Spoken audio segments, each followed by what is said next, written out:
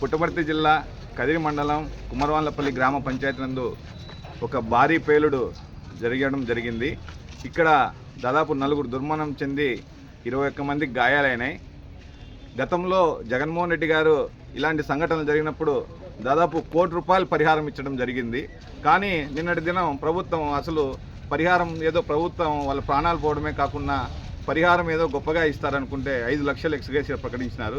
మీరు 5 లక్షలతో ఆ కుటుంబాలని ఏ విధంగా ఆదుకుంటారు?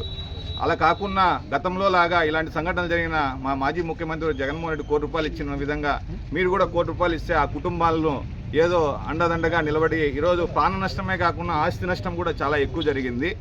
అలాగే దాదాపు 21 మంది ఈరోజు ప్రభుత్వ హాస్పిటల్లో ఉన్నారు. ఒకరు మెరుగైన చికిత్స కోసం బెంగళూరు తీసుకువెళ్లారు.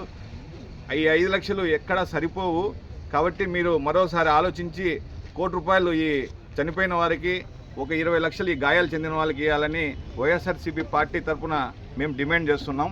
మేము ఎవరైతే ఈ బాధితులు ఉన్నారో మా పార్టీ పూర్తిగా అండగా ఉంటుందని అన్నలు ఇద్దరు చెప్పినారు. వాళ్ళకి ఏమన్నా నష్టపరిహారం కూడా రాబోయే రోజుల్లో వాళ్ళకు వచ్చి అన్నోళ్ళు ఇస్తారు. కాబట్టి వీళ్ళకు మీరు ఖచ్చితంగా న్యాయం చేయాలని కోరుకుంటున్నాం.